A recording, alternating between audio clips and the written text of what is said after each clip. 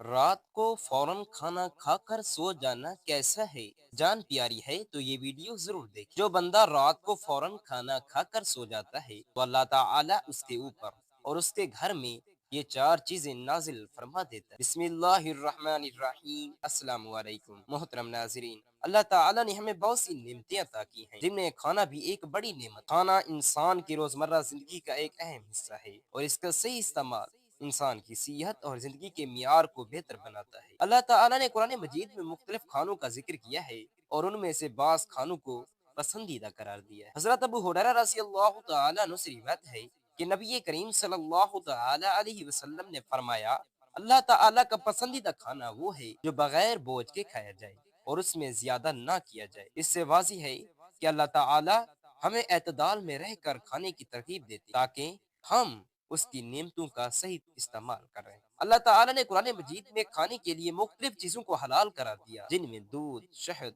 کھجور، زیتون کا تیل اور پانی جیسے عناصر شامل ہیں۔ یہ سب وہ کھانے ہیں جو اللہ تعالی نے انسانوں کے لیے آسان اور فائدہ مند بنائے ہیں۔ حضرت علی المرتضی کرم اللہ وجہ الکریم سے روایت ہے کہ نبی کریم صلی اللہ تعالی علیہ وسلم نے فرمایا، اللہ نے کھانے میں دو چیزیں پسند کی، دودھ اور شہد، اور جو کھانا اعتدال کے ساتھ کھایا جائے اللہ تعالیٰ اس کو پسند کرتا ہے۔ اس سے ظاہر ہوتا ہے کہ اللہ تعالیٰ ایسی خوراک کو پسند کرتی ہیں جو صحت بخش ہو اور انسان کے لیے فائدہ مند ہو۔ کھانے کے بارے میں نبی کریم صلی اللہ علیہ وسلم کی سنت بھی اہم ہے۔ آپ صلی اللہ علیہ وسلم نے کھانے کے وقت کئی اہم باتوں کی تعلیم دی، جیسے کھانا کھانے سے پہلے اور بعد میں ہاتھ دھونا، کھانے میں برکت کے لیے اللہ کا نام لینا، اور کھانے کو اعتدال میں رکھنا۔ حضرت عائشہ صدیقہ رضی اللہ تعالی عنہ سے روایت ہے کہ نبی اکرم صلی اللہ تعالی علیہ وسلم نے فرمایا، سب سے بہترین کھانا وہ ہے جس میں کم سے کم تکلیف ہو اور وہ انسان کو راحت دے۔ اللہ تعالیٰ کے پسندیدہ کھانے وہ ہیں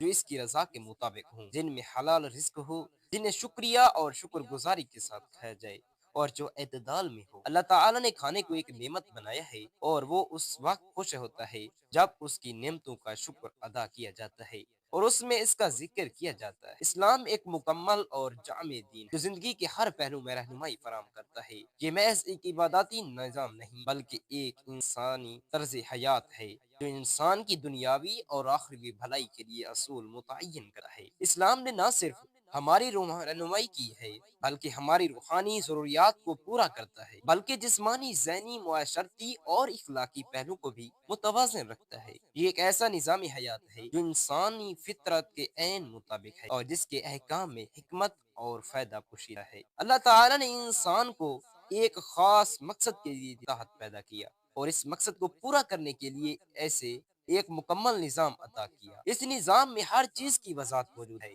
چاہے وہ عبادات سے متعلق ہو یا معاملات سے، کھانے پینے سے متعلق ہو یا سونے جاگنے سے۔ انسان کی زندگی کا کوئی بھی پہلو ایسا نہیں جس پر اسلام نے روشنی نہ ڈالی ہو۔ اس لیے ایک مسلمان کے لیے ضروری ہے کہ وہ اپنی روزمرہ زندگی میں ان اصولوں کو اپنائے تاکہ اس کی زندگی نہ صرف آسان اور بہتر ہو بلکہ اللہ تعالیٰ کی رضا بھی حاصل ہو۔ نبی کریم صلی اللہ تعالی علیہ وسلم نے انسانیت کے لیے ایک کامل نمونہ بنا کر بھیجا ہے، اور آپ صلی اللہ تعالی علیہ وسلم کی سیرت میں ہر معاملے کی بہترین رہنمائی موجود ہے۔ آپ صلی اللہ علیہ وسلم کی سنت محض عبادات تک محدود نہیں بلکہ روزمرہ زندگی کے تمام امور میں ہماری رہنمائی کرتے ہیں، چاہے وہ کھانے کے آداب ہوں، سونے کے طریقے ہوں، اٹھنے بیٹھنے کا انداز ہو یا دوسروں کے ساتھ برتاؤ۔ ہر چیز میں نبی کریم صلی اللہ علیہ وسلم کی زندگی ہمارے لیے ایک بہترین مثال ہے۔ اس لیے اگر ہم اپنی زندگی کو بہتر بنانا چاہتے ہیں تو ہمیں آپ صلی اللہ علیہ وسلم کی سنت کو اپنانا ہوگا۔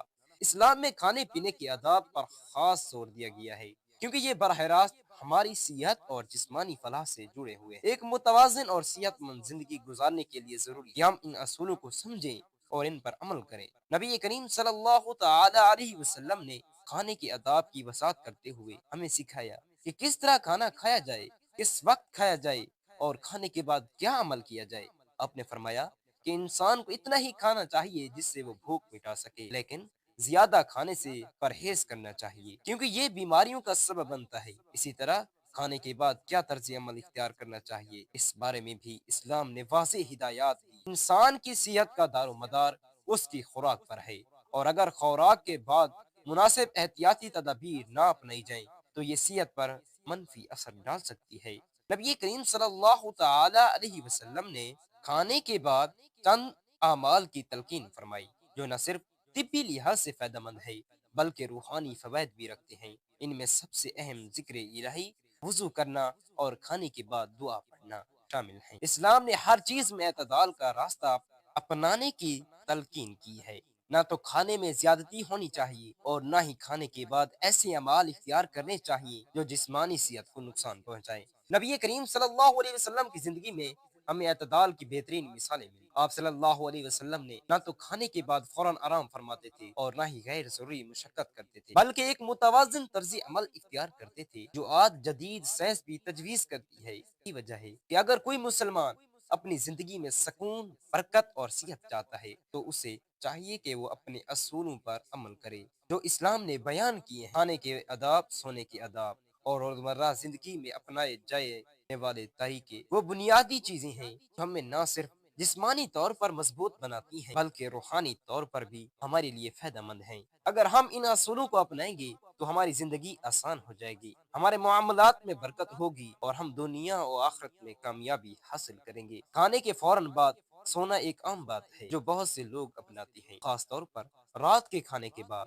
تاہم یہ عادت صحت کے لیے نقصان دہ ہو سکتی ہے اور اس کے حوالے سے اسلامی تعلیمات اور جدید طب دونوں میں واضح رہنمائی موجود ہے۔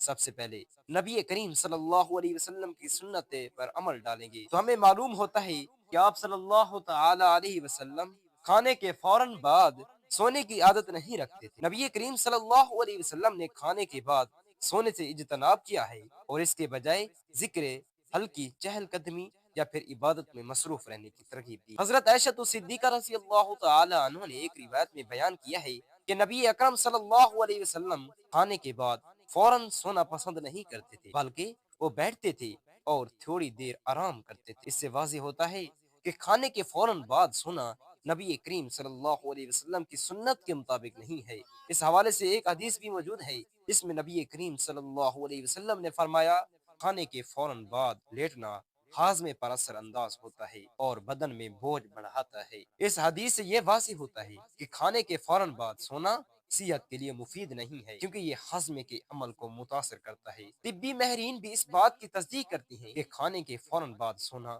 صحت کے لیے نقصان دہ ہو سکتا ہے۔ جب ہم کھانا کھاتے ہیں تو معدے پر بہت اثر ڈالتا ہے، معدہ کھانے کو ہضم کرنے میں مصروف ہوتا ہے اور اگر اس وقت فوراً سونا شروع کر دیا جائے تو یہ ہضم کے عمل کو سست کر دیتا ہے۔ نتیجتاً خوراک پوری طرح سے ہضم نہیں ہوتا اور معدے میں گیس، حرا، تیزابیت یا بد ہضمی جیسے مسائل پیدا ہو سکتے ہیں۔ یہی وجہ ہے کہ ماہرین طبی یہ مشورہ دیتے ہیں کہ کھانے کے بعد کم سے کم 30 منٹ تک سونے سے پرہیز کرنا چاہیے تاکہ ہاضمہ بہتر طریقے سے کام کر سکے۔ اور طبی وجہ یہ ہے کہ کھانے کے فوراً بعد سونا خون کی روانی کو متاثر کرتا ہے۔ جب ہم سوتے ہیں تو جسم کا زیادہ تر خون پیٹ کے حصے میں مرکوز ہو جاتا ہے تاکہ کھانا ہضم ہو سکے، لیکن اگر سونا شروع کر دیا جائے تو یہ خون کی گردش میں خلل ڈال سکتا ہے جس کی وجہ سے ہاضمے کی کارکردگی متاثر ہو اور ہمیں کھانے کے بعد بوجھ یا سستی محسوس ہو سکتی ہے۔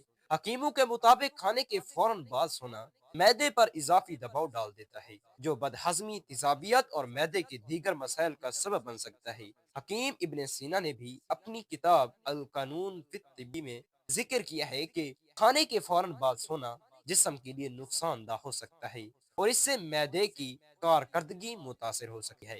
اسلامی تعلیمات میں بھی اس پر روشنی ڈالی گئی ہے کہ کھانے کے بعد کچھ دیر آرام کرنا بہتر ہے لیکن فوراً بعد سونا نہیں چاہیے۔ نبی کریم صلی اللہ علیہ وسلم نے ہمیشہ اس بات کی ترغیب دی کہ کھانے کے بعد کچھ وقت ذکر، عبادت یا ہلکی چہل قدمی گزارا جائے تاکہ کھانا بہتر طریقے اور جسمانی قوتیں دوبارہ فعال ہو سکیں۔ آپ صلی اللہ علیہ وسلم کا معمول تھا کہ کھانے کے بعد آپ کچھ دیر آرام کرتے تھے لیکن فوراً نہیں سوتے تھے۔ اس کے علاوہ کھانے کے بعد فوراً سونے سے جو اضافی دباؤ معدے پر پڑتا ہے وہ دیگر بیماریوں جیسے کہ جگر کے مسائل، گیسٹرک اور قبض کا سبب بن سکتا ہے۔ اس کے علاوہ کھانے کے بعد فوراً سونے سے وزن بڑھنے کی بھی علامات ظاہر ہو سکتی کیونکہ یہ عمل جسم کی میٹابولک عمل کو سست کرتا ہے۔ اسلامی تعلیمات اور طبی ماہرین دونوں کی روشنی میں یہ واضح ہے کہ کھانے کے فوراً بعد سونا صحت کے لیے نقصان دہ ہے، اس لیے ہمیں چاہیے کہ ہم کھانے کے بعد فوراً سونے سے گریز کریں اور کم سے کم 30 منٹ تک کسی سرگرمی میں مشغول رہیں، جیسے ذکر یا ہلکی چہل قدمی۔ اس سے نہ صرف ہمارا ہاضمہ بہتر ہوگا بلکہ ہم اپنی صحت کو بھی بہتر بنا سکیں گے۔ اللہ پاک سے دعا ہے کہ اللہ پاک ہمیں حلال رزق عطا فرمائے اور حلال کھانا عطا فرمائے۔ آمین ثم آمین یا رب العالمین۔ جزاک اللہ خیرا کثیرا۔